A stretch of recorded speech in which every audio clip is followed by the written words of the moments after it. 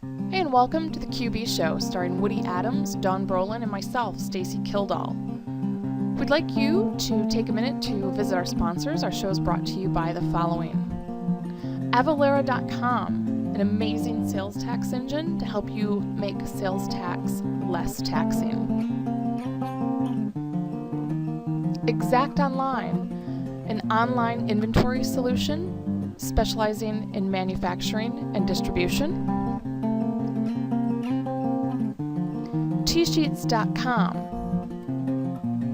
an amazing time tracking solution. Skyline from UnidataIT.com, QuickBooks and software hosting. And Zencash.com to help manage your accounts receivables. We hope you enjoy the show. Off air live. Welcome everyone to the QB Show. Hope you guys are all having a great night here and a good week. It is Tuesday, 5th of August, 6:30 Central. Glad to have you. Or as you're watching out throughout the week on YouTube. My name is Woody Adams. I'm a product specialist with Intuit, now under the Accounting Advisory Group. So I'll be helping out both Plano, Texas, and Tucson, Arizona. That should be fun. And there's a legal blurb. I've kind of forgotten the exact words over the last few months. I think it has to do with any opinions or statements, or things that I say might not necessarily reflect the opinion statements or views of Intuit. Intuit is not affiliated with the show. So there it is. Yeah, it's still there somewhere in the back of my mind. You got it. Thanks for watching / listening. And we're going to have a show just us three tonight. I got some questions and sponsors to get through, but first, Stacy Kildall and Don Brolin are on too. Stacy, what's going on there?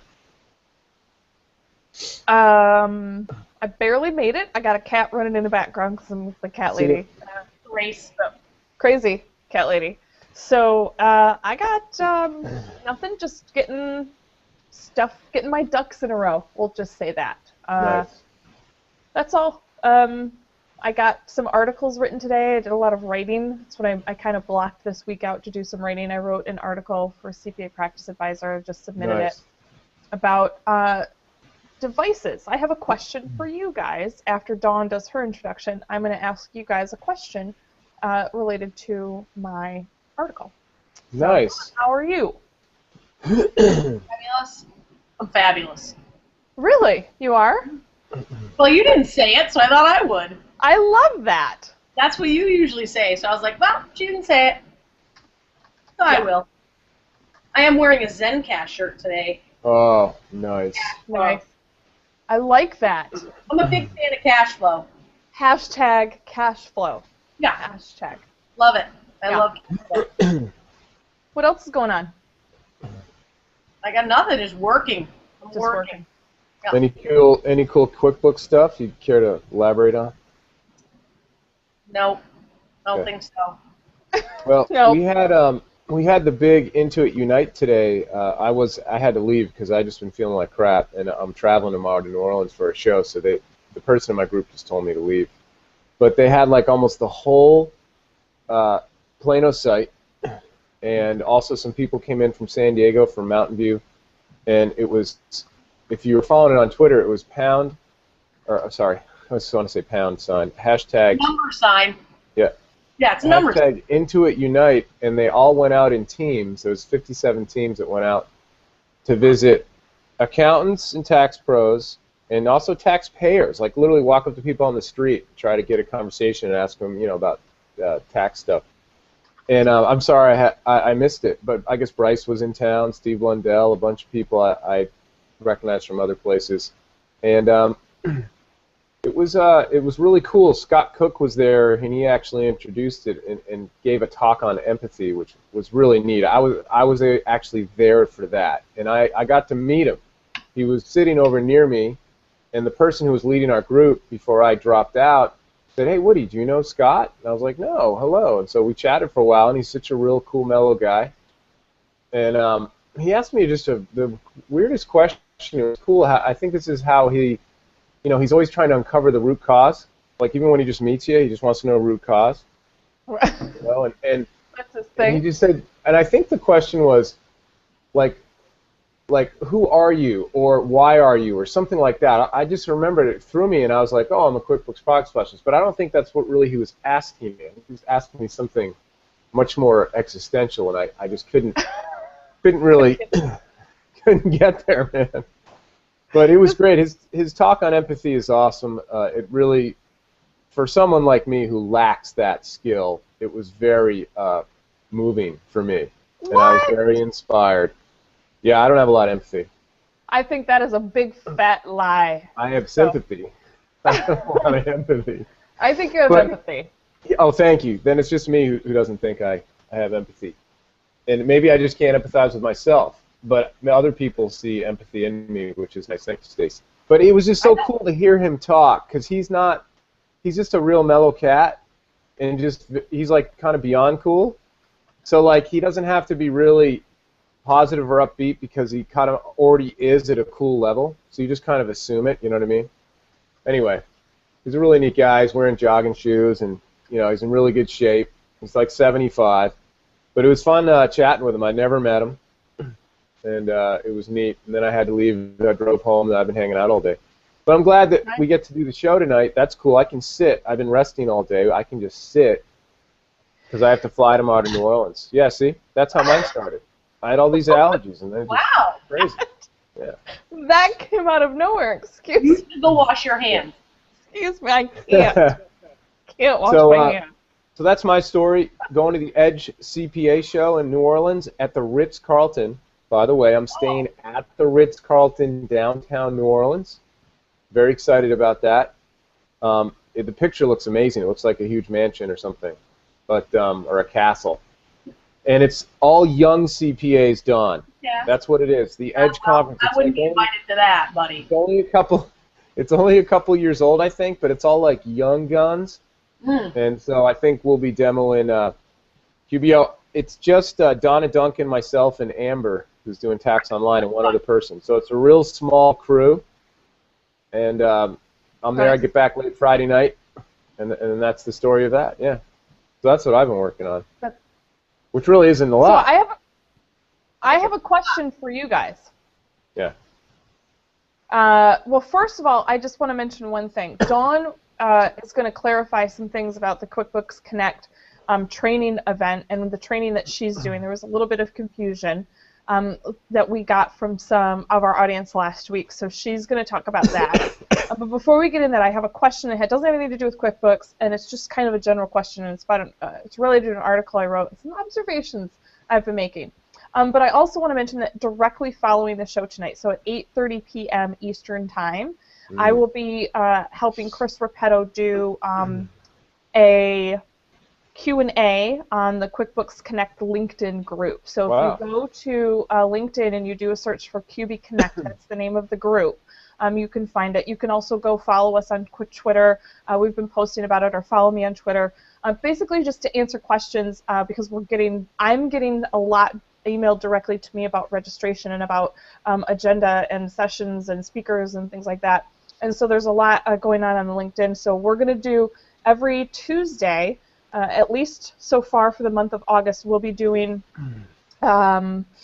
Q&As every Tuesday on the LinkedIn group. And so it's an open group and anybody can join. So if you're a QuickBooks user, you're an accounting professional, or you're a QuickBooks developer, please join that group. It's not just about the event. It's really also for anybody who uses QuickBooks. So my question to you guys, Dawn and Woody, is you guys have multiple devices, right? So you guys have laptops, you have desktop computers, you have iPads, you have I have a book bag. And you have iPhones and smartphones and things like that. So I'll ask you first, Dawn. Do you find that you use certain devices for specific tasks? The reason I ask is I noticed the last couple weeks that I really only use my iPhone, my phone for certain things. I use my iPad for different other things. I really only sit down here at my desk and use this desktop computer, this Windows computer, really for the show. and a couple other things. So I'm just wondering, have you guys found you have kind of, to speak in accounting terms, kind of a separation of duties for the tasks that you use specific devices? Dawn.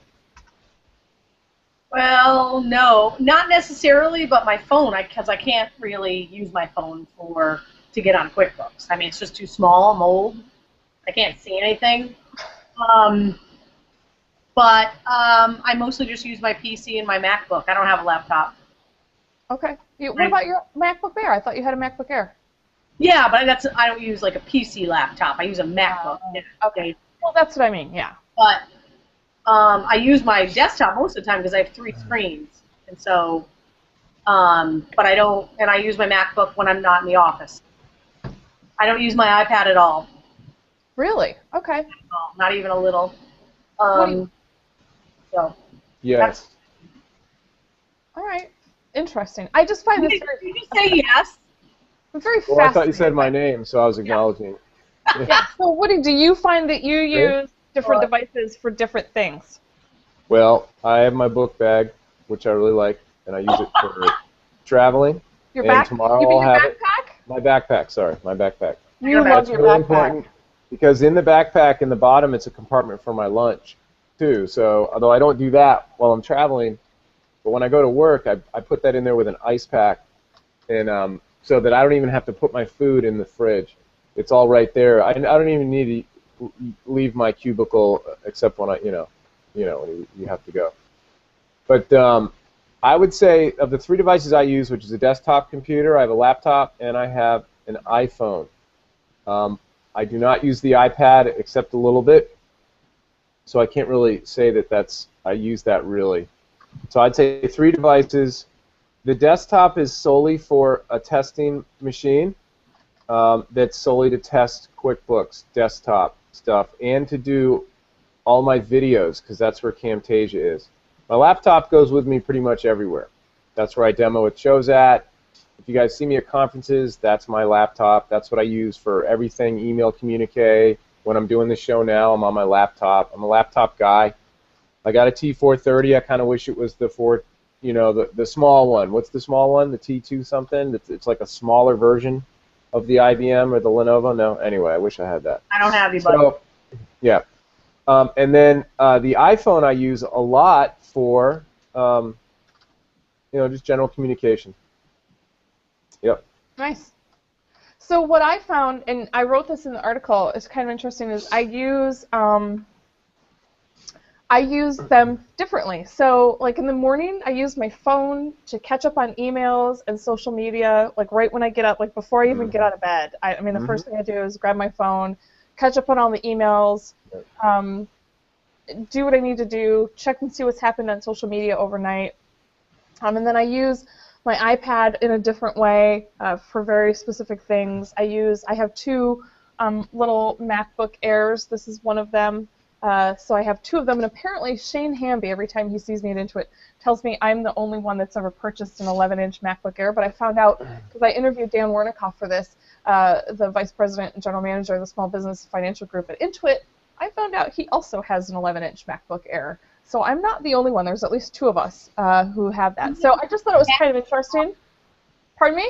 He's probably playing Pac-Man on it. Right. He's not how to use it. Let's not get crazy. Right. He says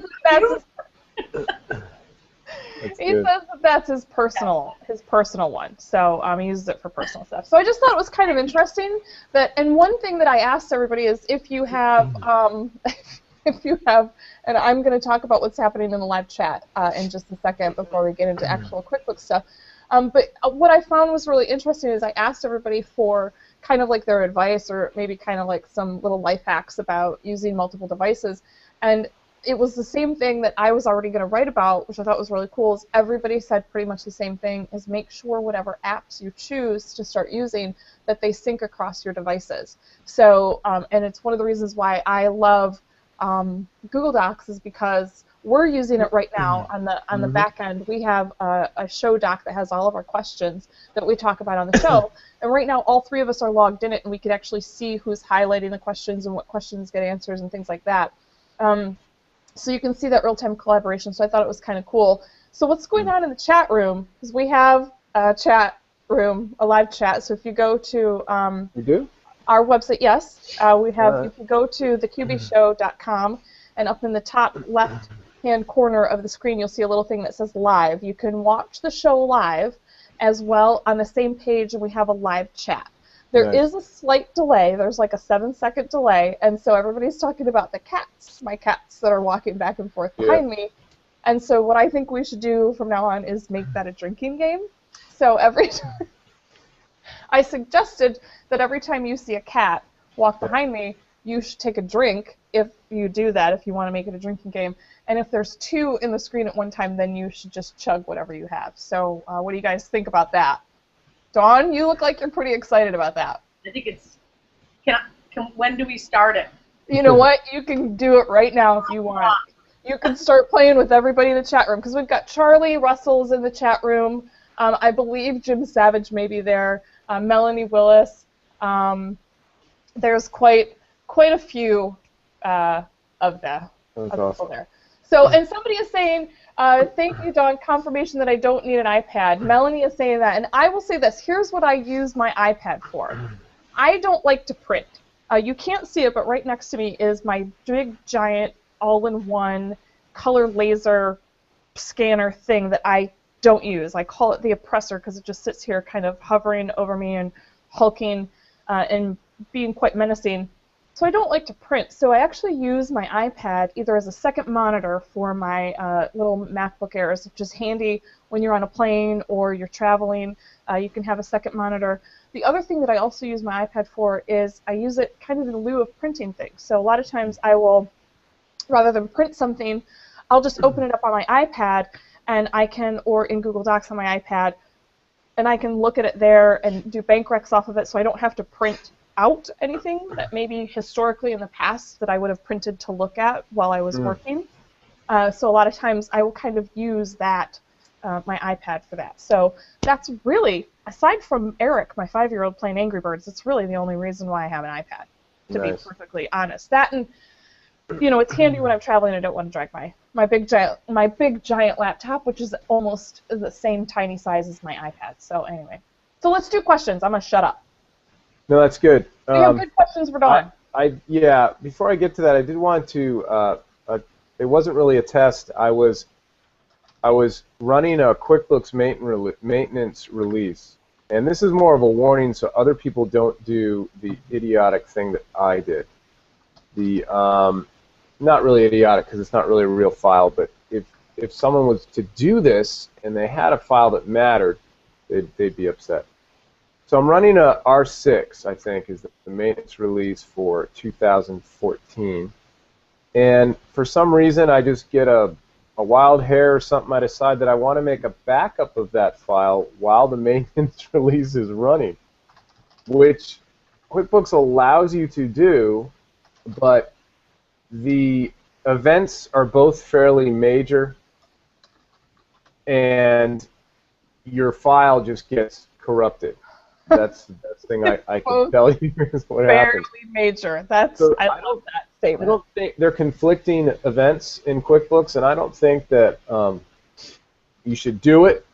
This is going to be a rare thing that someone would want to take all that on in one QuickBooks sitting of running a maintenance release just through the help update QuickBooks. I mean that one. I don't mean the web patch you can get online. I mean help update QuickBooks while doing a backup of the file, but I was just trying to be as efficient as I could be, and then it kind of blew up. So just so you know, and that's just really, you know, it's not really a question. I'm sure people are laughing because, of course, they would never think of doing that. But if anybody did, you just don't want to do it. That's all I'm saying. Right.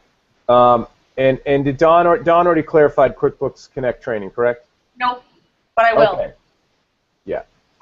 Just so people know, there was a little bit of a misinterpretation that the certification for advanced desktop certification would be updated material from Scaling New Heights. People interpreted that. That's not necessarily what was said, but it is not different than it was in Scaling New Heights in 2014 or 2013. So if you've already attended the class, you likely just need to pass the test if you haven't already, which I've been seeing a lot of people have been passing the test, not necessarily because of the class, but because they finally made a decision to do it. But just so people know, don't sign up for my class and think it's different than it was at Scaling New Heights in 2013 or 2014, because it's the same material.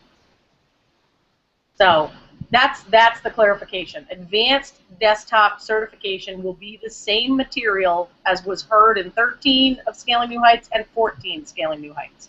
Wanted to clarify that. And Woody, I have a question for you real quick, because I know we want to go into questions, but I really just I would like to ask if you could set a goal to when you're going to paint that, what you destroyed behind your head. Is I see you patched up the two fellas that were behind your head. You know, the two little, you had a couple of screws behind your head, and you've patched them. Oh, I think Woody, are you with us? Because he looks like he just, like, died in the chair, for goodness sake. I think he may have dropped. I just got a message from him that says, I lost audio. I will be back soon. Okay, so, we'll wait, because I need, there he comes. I just need him to give me a goal, and then we can go into some questions.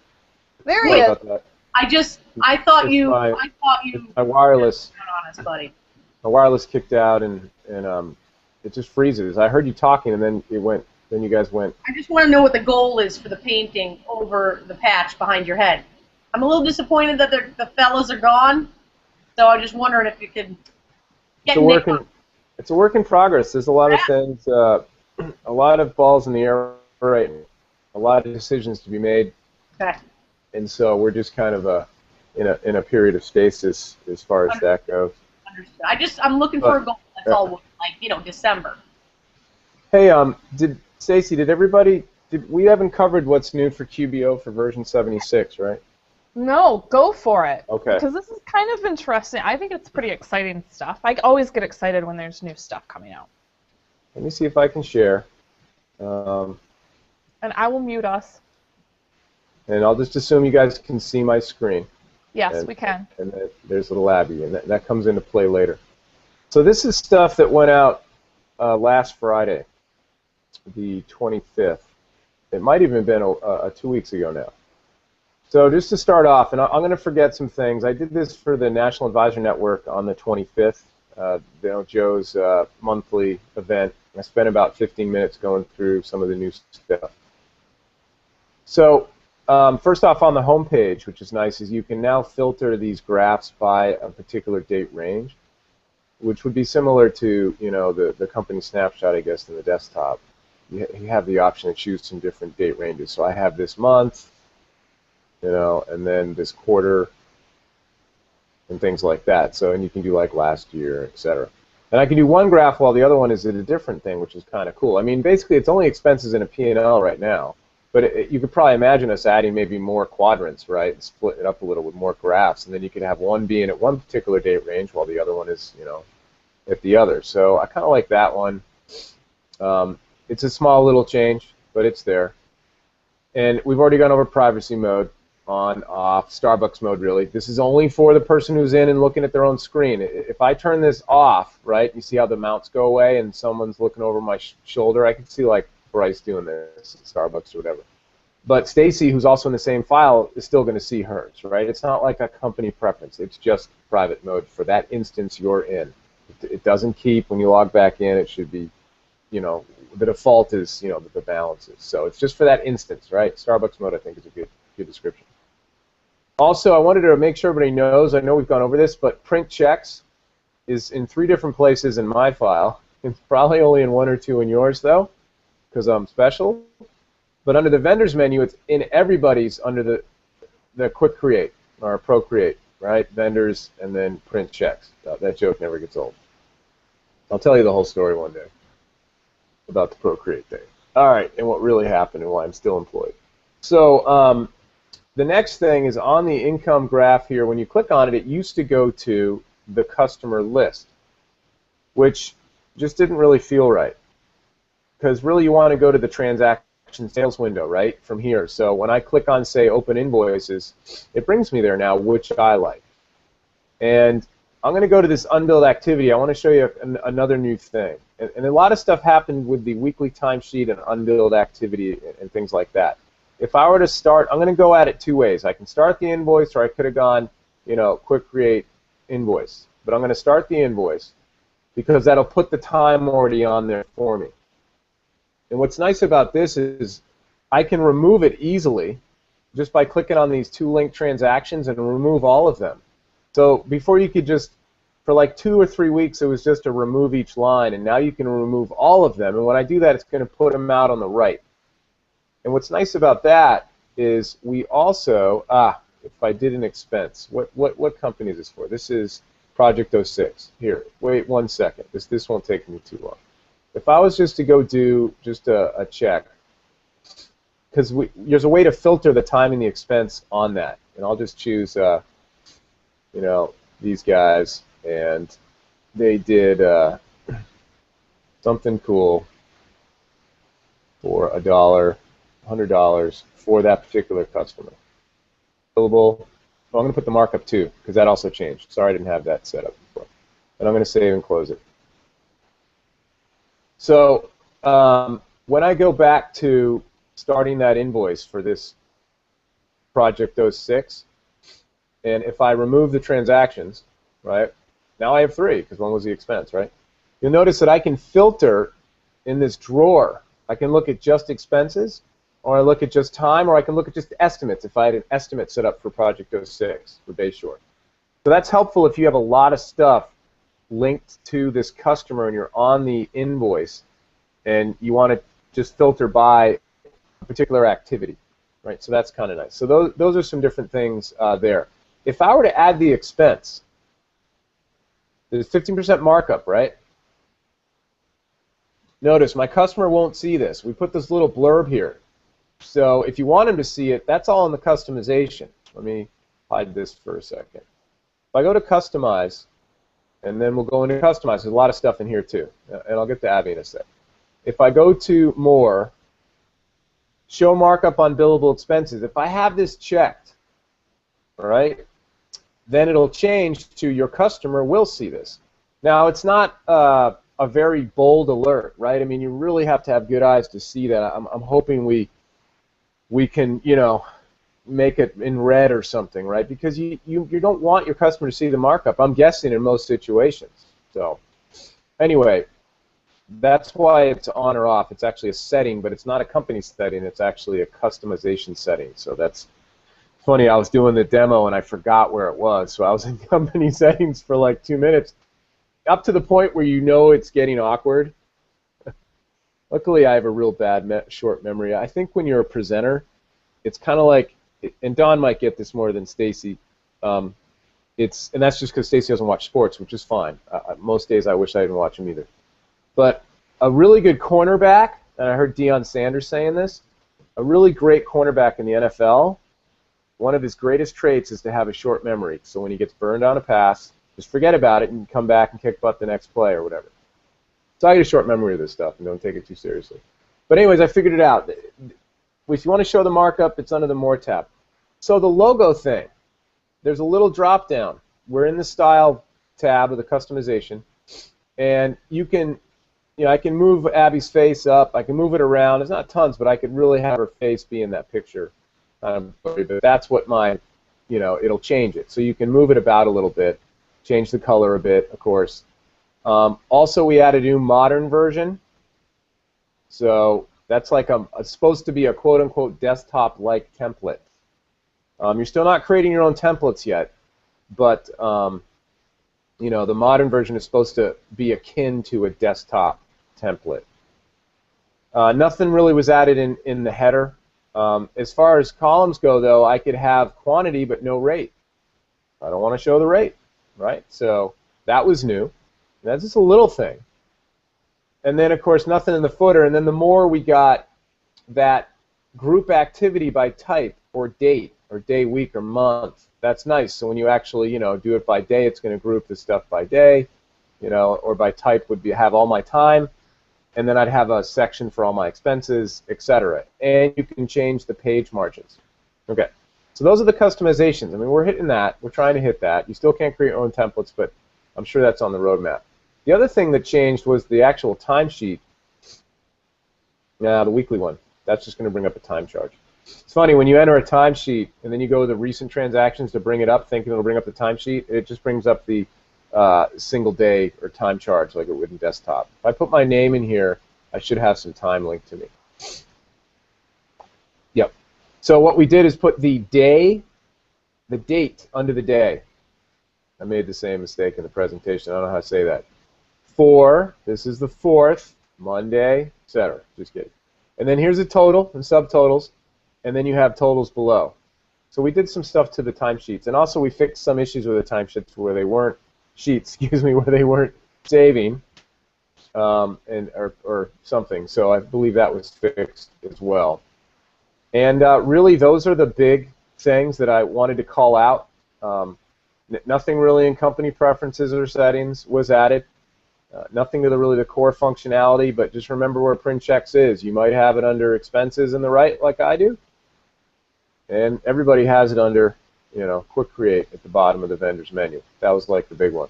And also the deposit slip, you can print it out as a summary without a list. So if I go to recent, by the way, you guys know this recent thing in the upper left? This was new like a couple months ago. It shows all the recent transactions because that was missing in the new QBO where the old QBO had it. So anyway, it's nice. All the transactions have that cool little recent, it's like a clock in the upper left. It's one of my favorite features of the product. So when you print it, I can do a deposit slip in summary only, or just the summary without the slip. And you have some alignment functionality similar to print check. Oh, that's good. I didn't think I'd really remember all that, but I remembered a lot of it. So that's that. Good job, Woody. I just want to say great job. That's a lot of stuff to remember. I didn't even remember all that. So we have a question. I have a question for Dawn.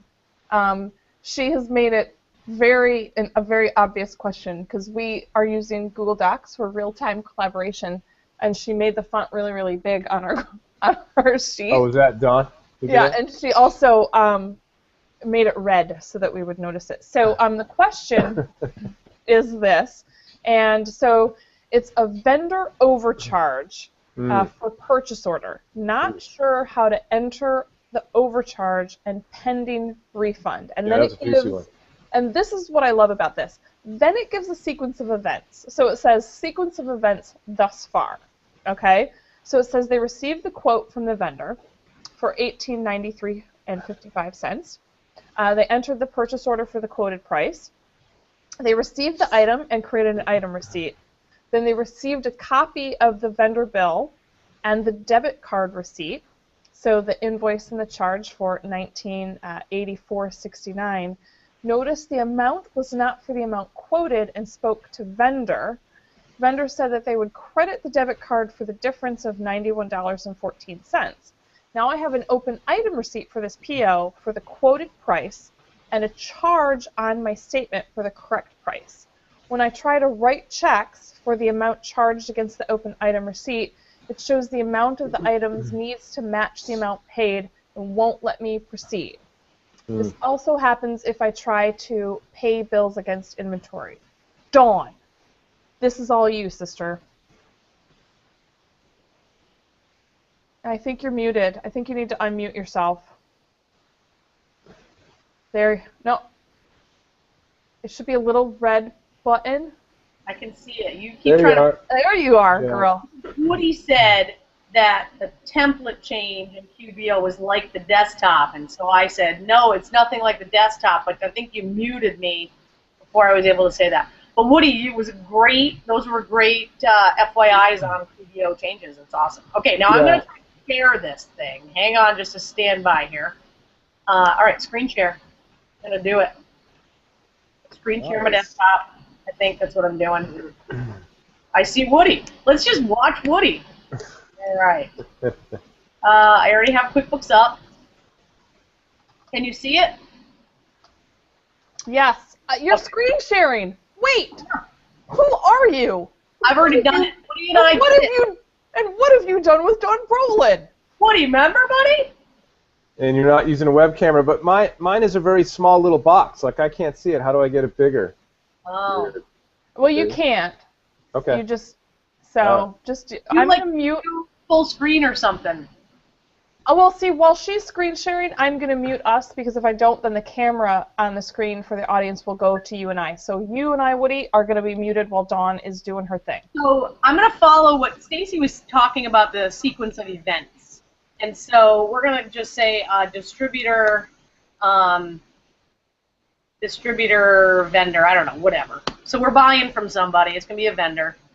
And we're buying some, I'm just going to add a new item.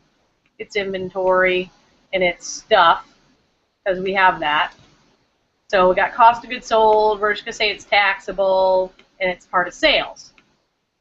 So we went ahead on our PO and ordered 100, and the total is $18.93.55. Yeah, whatever. No. So we know that, oh, wait a minute, let me see here. I don't know how many we got here. Let's see, $18.93.55. We're just going to do 1. Because that's easier. There's freaking 1, right? So we went ahead and we did a PO for the $18.93, and we entered the PO for the quoted price. So that's all cool. Then they received the item and created an item receipt. So we'll go ahead and save the PO. Love it. We're going to go ahead and receive it with a bill, because we got the invoice according to the next step. We received it. We got a copy of the invoice. And we're going to take, this will be from our distributor vendor guy. And we say, yep. We went ahead. We grabbed the PO. We say, yep, we want to receive that. It's going to be $18.93.55, and we got the bill. So we're like, all right, cool. So let's just stop here for a minute. So we received the item, copied the invoice, and then we got the debit card receipt. So before, I'm just gonna, I love the save on the desktop. You can just save and stay. It's one of my favorite things. And I'm gonna say that we have our debit card, which is gonna be part of our operating bank account. And I'm gonna pretend that we have we got like 10 grand because we pulled it out of our bank. We pulled it out of our personal account. We put it into the bank account. Pretty simple. So we're just gonna hit members equity. Yeah, we know it's retained earnings. Just ignore that. So, because that's what clients do. Again, I love to bust on the clients. But we're going to go ahead and say, all right, well, out of our debit card, out of our operating account, there was a charge by the vendor. So technically, we're quote-unquote writing checks. Woody, this is one of the things I think we talked about before, about the print later, unchecking the print later button. We talked about how that in here, if I just hit the T button or type to whatever, is going to show up in the print queue. Show. But we're going to say debt. We're going to say that we paid the distributor. But what happened, we're going to continue writing this check. So we're going to, what I would do, this is how I would handle this if it was my own company, is that we actually got charged $1984.69. And what I would do is I would run this on inventory through inventory or inventory clearing, asset account, I don't care what you want to call it.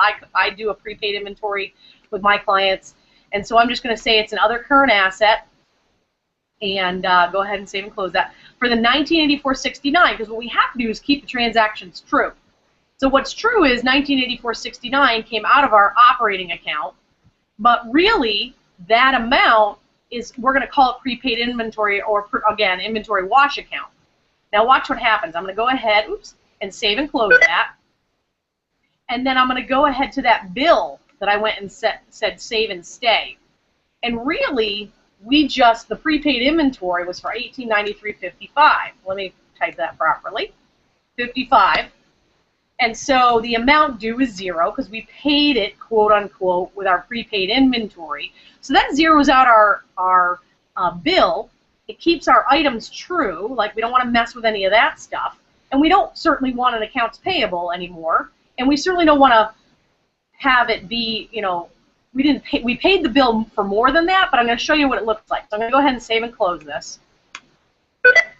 If I pull up my balance sheet right now, I have a $91.14 prepaid inventory, but that's not really what it is. This vendor owes us money back, and they say they're going to put it back on our debit card. There could be a timing issue. There's different things that can happen. I love, on a regular basis, to make sure that my balance sheet, my P&L, is always accurate. Well, right now, I don't have $91.14 of prepaid inventory. although I do have a credit with them right now. So what I instead would do, a vendor receivable account. Like, and it sounds like, oh, you have so many accounts. No, well, you know what? Every ball should bounce in the correct direction. So this is going to be a vendor receivable, and it shouldn't, this be zero on a regular basis, because I would hope you wouldn't let your vendors hold these credits for very long. And so I would then make a journal entry, and I would say, hey, listen, you owe me, so here's my account, prepaid inventory, I want a credit for $91.14, pending overcharge by vendor, and this is going to be vendor, and I'm going to say this is going to hit my vendor receivable, and I'm going to use that vendor. So now when I pull my balance sheet up, I don't have any prepaid inventory, but I do have a vendor receivable. So when they actually refund me the money, and I've seen vendors who wait months and months and months to give that credit, because they're saying that they're going to credit it back to the account. It's not like they're going to apply it to another invoice, though if they did, I would kind of technically have prepaid inventory of $91.14. So now, once they give me my money back and they deposit it into my checkbook, I can come in here for $91.14, and it's going to go against my vendor receivable. And you always want to put whoever the vendor is in here. Sorry about that. And the payee. Vendor, I can't help me. Stand by. Cancel. Let me just close this. And so this is coming from distributor vendor. And the reason why you always want to make sure you have that is because if you needed to drill into your balance sheet and total it, so you know who owes you from a distributor perspective, you would have it. So everything that just happened seems really simple. I now have my $1893.55 of inventory ready to be consumed and sold. And everything there, if anyone else ever comes in and looks at your books or needs to look at your books, they can follow that bouncing ball in a heartbeat. So anyway, so that is how I would handle a PO and so on and so forth. So now I'm going to go ahead and figure out how to unscreen share, because I don't. That's going to kick Stacy. You might have to just kick me out of screen share, buddy. Nice job. That was Yeah, sweet. that was great. And you know what? Seth David, I just want to tell you, Seth David is giving you mad props. He's actually in the chat, and he says, he said that was actually really cool, and he may have to do a video on that because it was really cool. And I told him, you should just link to ours. But you know, he was I'm gonna be watching, Seth. Don't be stealing my stuff. Well, he said that then he won't get the search engine, the SEO cred. So. But we got to be able to see his wood paneling though. I mean, that's the key part of his videos. Yeah. Well, there's two key things: the hair and the wood paneling. Yeah. So he's got to do a video just for that. And you know, that's why we do the show, is so that people can learn and go do their own thing, and we don't mind. So Don, was the vendor receivable another current asset account? Yes. Okay, good. And it should be reconciled as well, and then you can. Oh, reconciling, yes. And you can do some cool customization there. Nice. Yeah. That's awesome. How I would do it. Well, hey, that was transactions, and you're selling a whole bunch of $1,800 at cost items. You have enough money to do your bookkeeping properly. Just going to encourage that as well. I have a riddle, and then I'm going to ask Stacy a question. So it's a QuickBooks riddle, and this happened to me because when I was doing that maintenance release and backup at the same time, I had to find a version of the file that I broke to restore. So, unfortunately, I didn't have a backup or a portable. A QBB or QBM could not be found. So from what file extension did I restore or salvage to a company file, even though I forgot to make a backup or portable of said file? This question is for me. It's for any of you guys. Oh, I was going to say, this question cannot be, oh, you know what? If you guys are playing the cat drinking game, it's time to drink because there's a cat. Just walk by. Oh, Scared him. stop. Did you see him stop? Like, hey, I'm going to stop and pause. He was like, hey, I'm right here. That was leftover. So I cannot answer this question, honestly. I probably knew this at one point, but I have no idea. It's been so, really, the only time I ever really work in desktop is to do conversions. Yeah. You're in a happy place. Pull data from one QuickBooks desktop file to another QuickBooks. Yeah, I got nothing. Roland, what do you got? Don? Well, Seth Davis did I lose her? PLG file. A what? You know, I mean, that's the only I would not have been smart enough to do that, so that wouldn't have been in my skill set. So there is another file type that you can convert into a QBW file that's not a backup or a portable. An accountant's copy. There you go. I had and it's not even the .QBA file. I had a .QBX. I had a transfer file that, because the QBA was dead, I'd already done what I wanted to do, and I have to do this presentation in Alabama in a couple weeks. So I was trying to get some CDR data, and all the. It just takes a while to get that set up. So I really wanted an original version so I wouldn't have to do all this other work. I was just kind of, being efficient or quote-unquote lazy.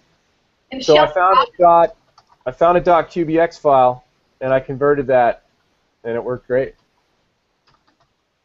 Should have done a video. Robin said also, if you have the online. An online back. Yeah, that would have been sweet too. Good call. An online backup thing. What's it called still? And you know what my answer is? Sorry, don't use desktop. Yeah, I know. Shame on you, Stacy Kildall. Yeah. All right. Shame on you. And my answer to this. Go ahead. My answer to this is just don't use QuickBooks Desktop. Use QuickBooks Online, and then you don't have to worry about any of this. That's all I'm going to say about that. You can't always. I'm having internet problems. Apparently, we have a huge monsoon happening here. You are not stupid. And that's a stupid statement. You know I'm just saying. No, it's not. Can't. It is. No, it's not a stupid statement. And I just want everybody to know if the show, if you're responsible for this, hey, I have admin work to do. I have admin work. I'm just saying, if the show cuts out, it's because I am hosting the Hangout. We are apparently having this giant monsoon storm right now. No rain over there. A little bit of rain. Yeah, I just got the text from Kevin. It's a monsoon. So my answer is, I don't need to salvage the QBW file because I'm not using QBW files. I'm just going to use QBO, and I don't have to worry about it. I don't have that problem. Robin has a good point, though. Next question. Right? Intuit Data Protect still works, although I don't believe Pro Advisors get it anymore for free. I don't think it's included. Stacy, I do have a question. It's a QBO one, and I had it. Oh yeah, is it possible to apply an expense to a client invoice in QBO, but hide it like you can in the desktop? You know how you can all the reimbursed expenses can be printed as one item or something like that, right? They don't have to see it. But is it possible in QBO to do that same thing? Is that something that maybe they just added? I don't think that you can do that. You can add it. You have to add it to the invoice, but what you can do with the new QBO is before, if you changed it on the invoice, when you added it to the invoice, it would change the original transaction. And with the new QBO, you can add it to the invoice. It's still going to show up there, but you can actually edit it however you need to. You can edit the description or even the amount on the invoice, and that's not going to affect the original transaction. Right. So you can't but this is the stuff that makes Dawn pull her hair out. That's all I'm saying. I know it does. I know. but you can't. So not natively anyway. But that's all right because I believe. I don't know about if that one's on the roadmap. That's pretty in the weeds there, but it's a darn good one. And if you're sending expenses to an invoice, that is a nice touch. I think it's a little checkbox on the add time cost window in desktop, even in QuickBooks Pro. Mm-hmm. So, which is like $149. All right, so let's see here. Oh, why, Don, or myself, why is the Yes, inventory, why are the inventory and COGS accounts not affected, not hit? I just say hit. That's probably lousy. I'm really not an accountancy type person. Accountancy. I love that word because it's really not a word. I refuse to believe it's a word, but even though I'm sure it is. So why is the inventory and COGS accounts not adjusted when an item was sold? I added an item to inventory by an inventory adjustment, then sold it. The journal entry for the sale did not hit the COGS and inventory account, just the sale. Now the hint in this is that they added an inventory assembly item and sold that. John, you have any thoughts on that? Why wouldn't COGS or inventory asset be affected? Well, I'm actually in right now because that doesn't make any sense. Because It doesn't. do an adjust quantity value on hand with any other item type except an inventory item type. Right. So it's not like your first kind of maybe thought is that it was a non-inventory item that they might have received. Because you can put that certainly on a PO, and if you're not looking at it, you might not know. Although, when you're in a bill, you should see the little quantity piece should show up. But I don't know. Right. But they're not necessarily. But that doesn't make any sense. If an inventory item is sold, why it wouldn't hit cost of goods sold, unless it was not mapped to cost of goods sold. And That's what I was thinking. That was my suggestion to them. And this is a form question, so I asked her that. How is the item set up? Is it, yeah, go to the item. What accounts are linked to this item? Are they sub-accounts and you're just not seeing it? I do like the fact that she did the Control Y, though. That's pretty cool. I love that. And good for her. That's really nuts. Jason, shout out to Jason. Yeah. But just that she knew to do that. I think that's cool. You can have the asset account may not be inventory asset. I mean, you can set it up to a different account. You can map it differently. You can map the cost of goods sold and the sales. I mean, who knows, Right, you can't right. do many things. I know. So, but if let's say, if we talk about inventory assemblies for a second, now the component parts, that inventory asset is deducted or whatever, and then the inventory asset for the assembly is increased. Is not the COGS for the inventory items or components part of that assembly debited when the build assembly is made? That was my understanding, is that they were. Well, so Seth is saying in the chat room, he's saying Seth would know this. Because no prior purchases had been recorded, but unless they just adjust quantity on hand and they don't receive the items, so there's no average costing, they're never, they're not sold. I don't know if the cost was zero when they started. They're not properly receiving the items. Right. Yeah. That's possible. But I mean, it doesn't make any sense because the sale event should do those things unless she's talking to. Here's what could happen. I do believe that cost of goods sold is affected when you build assembly for the component parts. Let's say I have a couple inventory parts on a build assembly. Though the build assembly cost of goods sold is not debited till I sell it, the inventory component parts, those cost of goods sold should be debited when you build the assembly, because that's in essence selling the same kind of thing as selling those little inventory parts. So it's quite possible that she's just talking about the inventory parts of the assembly. She doesn't see them hitting inventory and COGS when she sells the assembly. That's because inventory and COGS for those components are hit further upstream. Does that make sense? Mm-hmm. Yeah. That's probably, I mean, there's something funky going. Some correct process possibly is not being followed. Here's what I would tell the client. I need to see your data file. Could you please send it to me? That's what I would say. I can't answer this question without seeing your data file.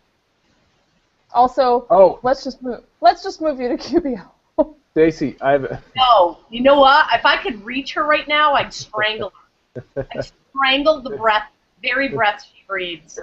Stacy, I have a question for you. Okay, I'm hoping that I have an answer. Yeah, you do. How can we make sure, this is QBO related, how can we make sure that all the invoices have been sent via email? Just cross your fingers. No, I'm just kidding. With the new QBO, what's really cool with it is with the new QBO, you can actually see, if you open up the invoice, you can actually see the history of every time an invoice was sent to the client. And if you're using payments, QuickBooks Payments, you can actually see when the client has opened it up and viewed the invoice, which is actually really cool. So if they say, we never got it, you can actually go into QBO, and it'll show you when the customer or the client actually views it. If you have that, you're using what used to be called IPN, but basically it's a little button that you can toggle in QBO that says allow customer to pay online. And so you can go in to the invoice and you can see the history of when it was sent. If you open it up, it's kind of at the bottom.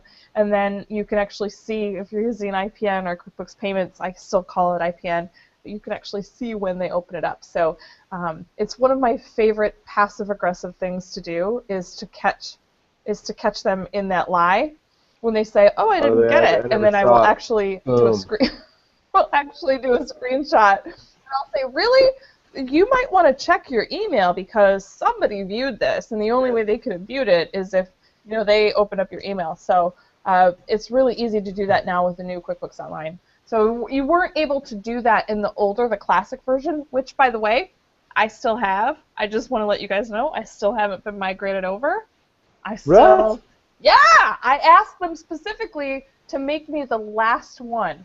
So just because, because. So with the old QBO, if you go to the invoice, you can only see the last time that it was sent. But with the new QuickBooks, you can see every time that it was emailed. Okay, go for it. What do you got? Well, Isaac made me this hat. I love that hat. It's a crown. And it's black and red. It's amazing. So I wanted to share out something and show where else you can see if invoices have been sent out of the new QBO. So I'm going to share out. It'll be real quick. Okay, go for it.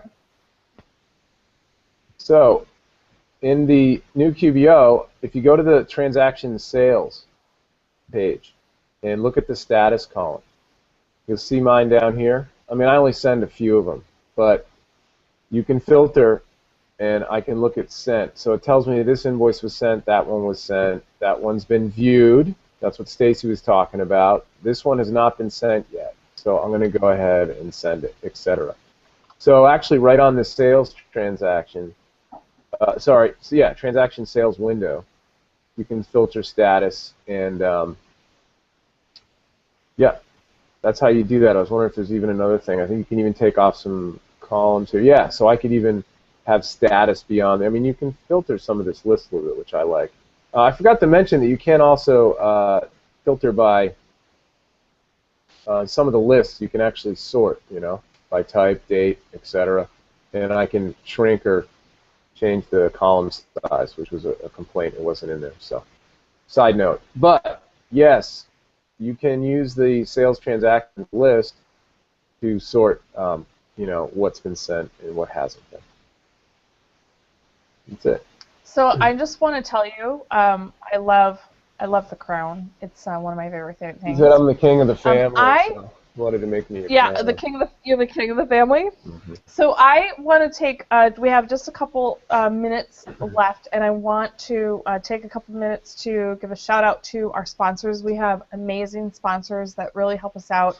For those of you who might be new to the show, and even those who aren't, I just want to reiterate, we're really picky about the sponsors that we take on. If it's not a product or service that we either Dawn and I use in our practice, or we actively recommend, or even Woody recommends to customers or clients, we don't even talk to them about being a sponsor. So we have to really get behind and really believe in the sponsors and the products and services. And we have Avalara.com. They do sales tax management for you. They will calculate and manage the sales tax. They'll make the payments. You just get the invoice in QuickBooks Online or QuickBooks Desktop, and they work with both of them. Really amazing tool. Tsheets.com, some of our very favorite people. Not only is it just a kick-ass, just an awesome product, but The people that work at T-Sheets are absolutely, positively just amazing to work with. We also have Unidata IT or Skyline, and they host for the few, I think I have two or three clients that are left on desktop. They are hosted. We host them with Unidata IT. One of the most affordable hosting services, as well as some of the best customer service as well. And then we have Zencash, and Zencash is also really great, one of my favorite apps at apps.com, along with T-Sheets. And it really, I think, a lot of times for small businesses, and especially for accounting professionals, collecting on open invoices is really, it sucks, basically. And so Zencash really sort of helps you shepherd your invoices from open to paid, and really helps you with that, even down to all the way to the collection process. We have like a minute left, and I just want to remind everybody that we're doing a Q&A for the QuickBooks Connect event. It's October 21st through the 23rd in San Jose, California. You can go to QuickBooksConnect.com to register or get more information. But we have a LinkedIn group that kind of started out a little bit differently, but we sort of converted it to kind of the unofficial official. I pretty much run the LinkedIn group with Lord Redmond sort of helps me manage it, and Kathy Iconis. They're both QuickBooks people, and we sort of kind of manage it together. And it's really a group that we want to have small businesses, accounting professionals, and third-party developers all gather together for and after the event. So it's not really just a group about the event, but we are having a Q&A that is specific to the event immediately following, so 8:30 p.m. And it's starting right now. So for the next half hour, we will answer your questions. So Intuit's Chris Repetto, he's the communications director for Accounting Advisor. What is it? AAG stands for Accounting and Advisor? Advisor Group, yeah, Accounting and Advisor Group. And so that's it. And so we want to thank you guys for the show. Dawn, got anything you want to say at the end here? She might be muted still or something. I think she might be muted. Yeah. There we go. No, I'm good. Oh, there you go. Good. Okay. All right. So we will see you guys. Woody, you got anything that you want to say? We'll see you guys next week. No, I won't be on next week, but I'll be looking forward to join up on the 19th Right on. of August. That'll be fun. All right. You guys, peace out. Have fun. Thanks for watching. Buscaday and laser.